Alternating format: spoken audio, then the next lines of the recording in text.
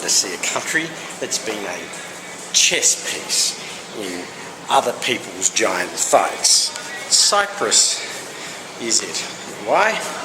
Well, it did belong to the Ottomans. Then when Ottoman Turks collapsed, the British took it as a protectorate on the condition that the British would support the Ottomans if the Russians invaded some of the Asian territory of the Ottomans. Greece wanted to claim the rights of Cyprus, what they saw as historical rights, when the Ottomans pulled out and were blown to bits after World War I. In World War II, the British offered to give Cyprus to Greece if Greece complied with its obligations to invade Bulgaria, which Greece refused to do, so the British then annexed Cyprus. Instead of being a protectorate, it became a colony. Of course, the Greek Cypriots then continued to rabble-raise and demand their independence, and in 1960, finally, the British gave Cyprus independence.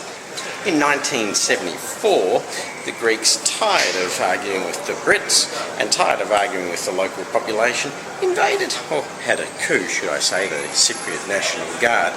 Turks, being so worried, then invaded the northern part of Cyprus to protect the Turkish people. 200,000 Greek Cypriots then moved south, 60,000 Turkish Cypriots then moved north, and there's been a ceasefire line monitored by the United Nations since 1974, keeping northern Cyprus and southern Cyprus apart. That having been said, southern Cyprus, the government of Cyprus in the south, is recognised as the legitimate government of all of Cyprus by everybody except Turkey.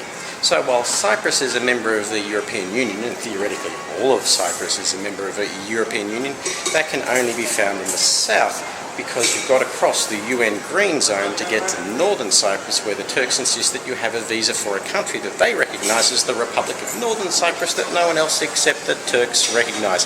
Hence, I'm getting a visa for a country that doesn't exist. It's really kind of bizarre.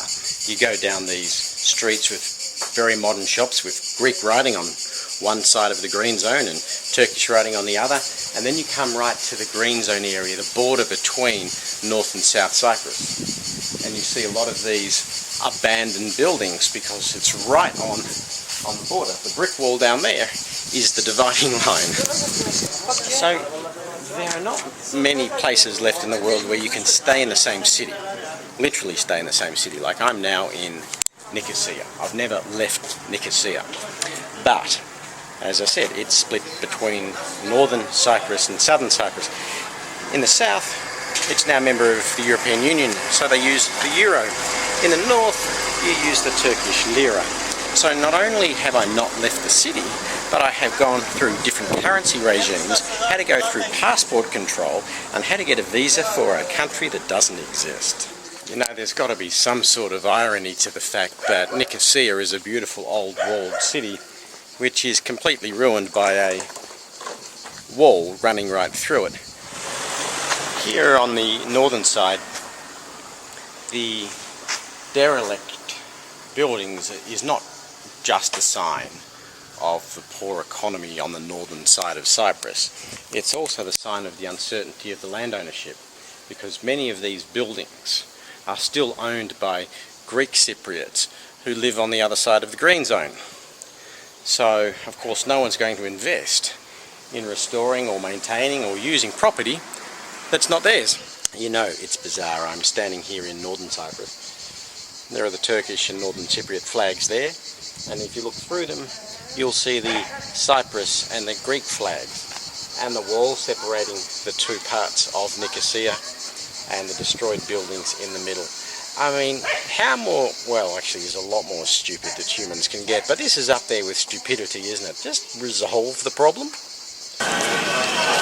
There is one undeniable contrast between northern and southern Nicosia, and that is the northern part of Nicosia was quiet, dull, and appeared poor, whereas even with the financial crisis, the southern side of Nicosia, it's rocking.